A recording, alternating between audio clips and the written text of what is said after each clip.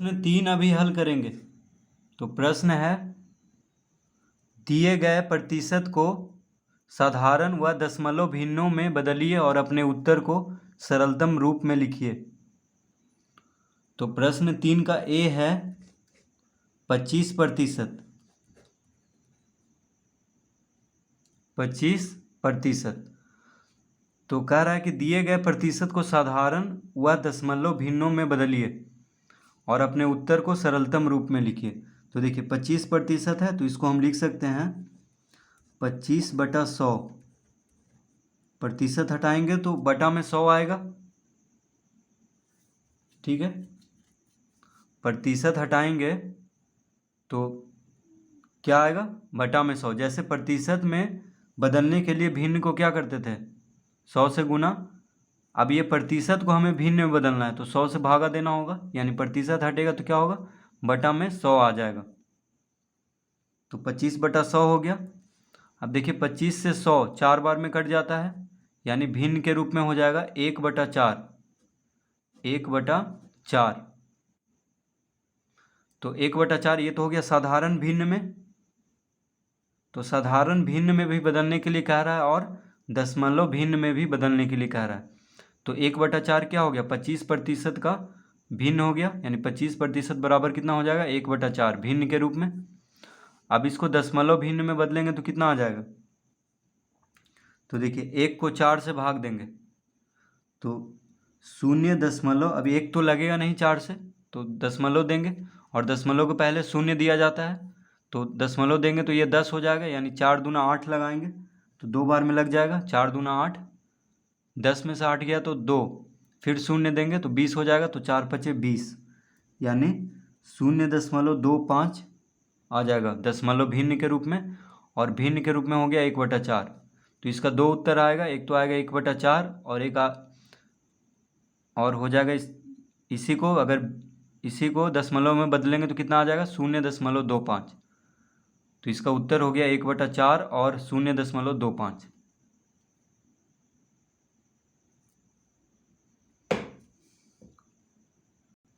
तो 1 को 4 से भाग देंगे, देखिए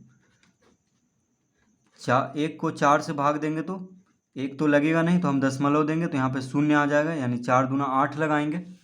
ठीक है, तो 10 में से 8 गया 2, अब दशमलव दे दिए हैं तो यहाँ पे एक 0 दे सकते हैं, तो 4 5 20, यानी कितना आ गया, 0.25। तो इस तरह इसको हम हल करेंगे। अब बी, तो बी में है 18%।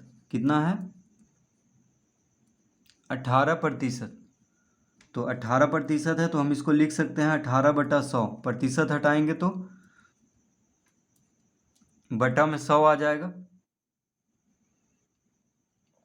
यानी कितना आ गया, 18/100।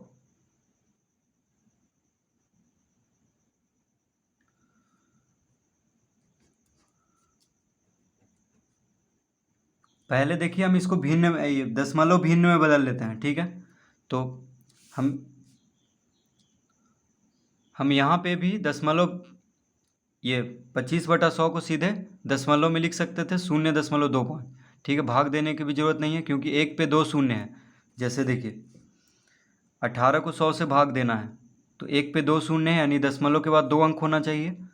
1 पे 2 शून्य है तो बस 18 लिख के यहाँ पे दशमलव दे देंगे, क्योंकि दशमलव के बाद 2 अंक होना चाहिए, क्योंकि 1 पे 2 शून्य से भाग दिया जा रहा है और दशमलव के पहले 0 दिया जाता है। तो 0.18 हो गया इसका एक उत्तर। और अगर इसको हम काटेंगे तो देखिए 2 नमा 18, 2 से कट रहा है, 2 नमा 18 और 50 दूना 100, यानी कितना आ गया, 9/18। तो 9/18 को क्या लिख देंगे, यानी अगर हम 9 को 18 से भाग देंगे तो क्या आ जाएगा, 0.18।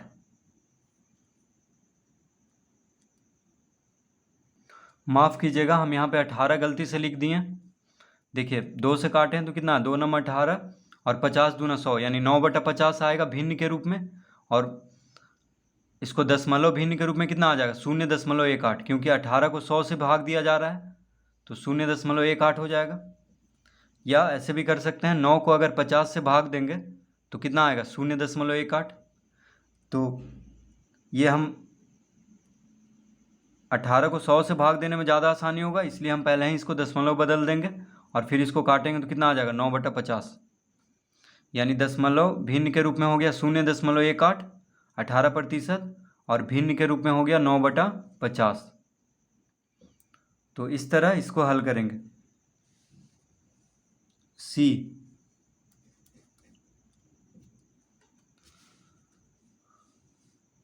में है 12.3/4%।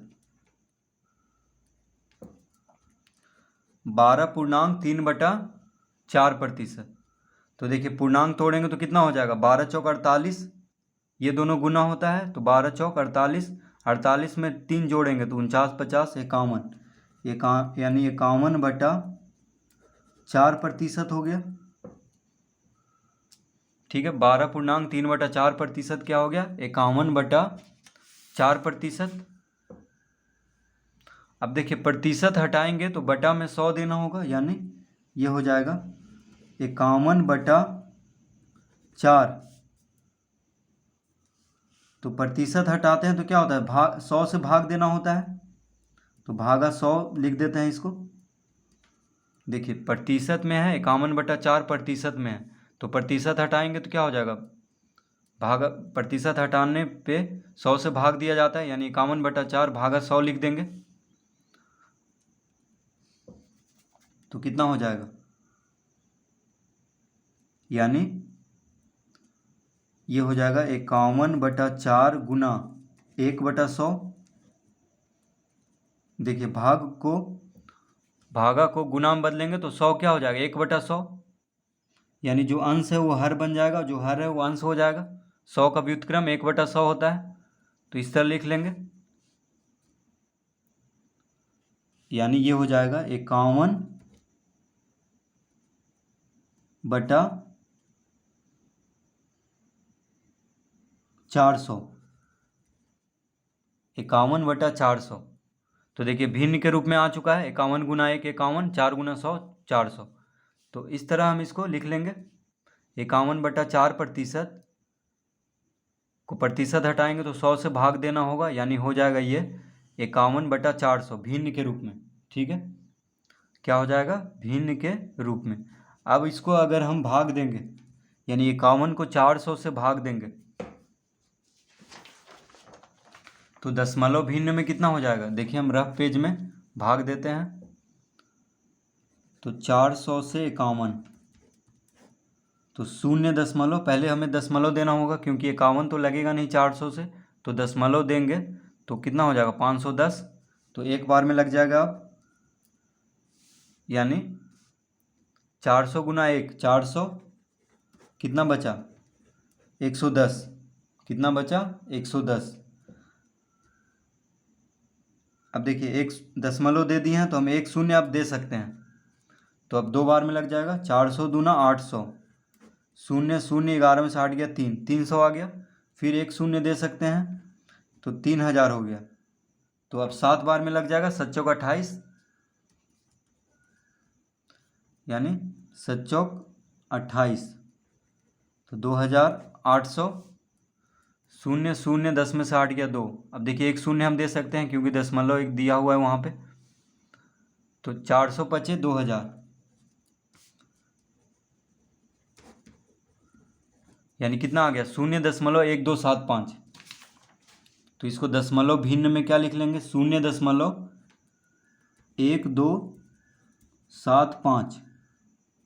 ठीक है, तो इसका उत्तर हो गया, एक तो हो गया साधारण भिन्न में 51/400, और दशमलव भिन्न में हो गया 0.1275। तो इस तरह से प्रश्न सी हल करेंगे।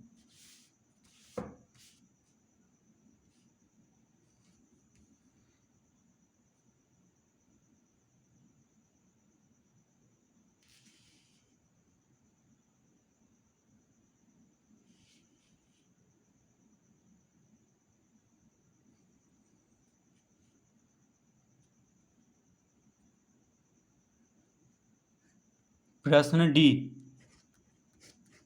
तो प्रश्न डी में है 60%। क्या है? 60%। तो इसको साधारण भिन्न और दशमलव भिन्न में बदलना है।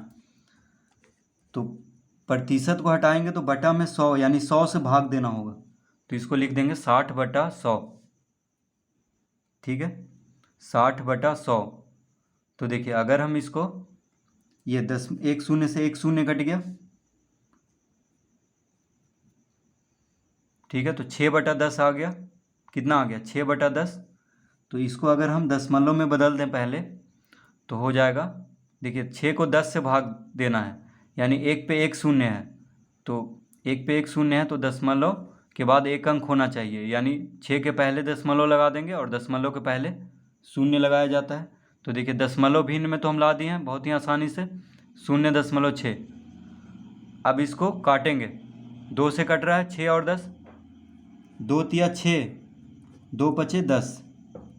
देखिए 2 के पहाड़ा में आ रहा था, 2 तिया 6, 2 पचे 10, यानी साधारण भिन्न के रूप में हो गया 3/5। साधारण भिन्न के रूप में क्या हो गया? 3/5। और 3 को अगर 5 से भाग देंगे तो क्या आ जाएगा? 0.6। तो 3 को 5 से भाग देकर देखिए क्या आएगा? 0.6। नहीं तो सीधा हम यहीं से इसको दशमलव में बदल दिए थे, 6 को 10 से भाग दे करके। तो 60% का साधारण भिन्न में हो गया 3/5 और दशमलव भिन्न में हो गया 0.6। तो इस तरह प्रश्न 3 हल करेंगे।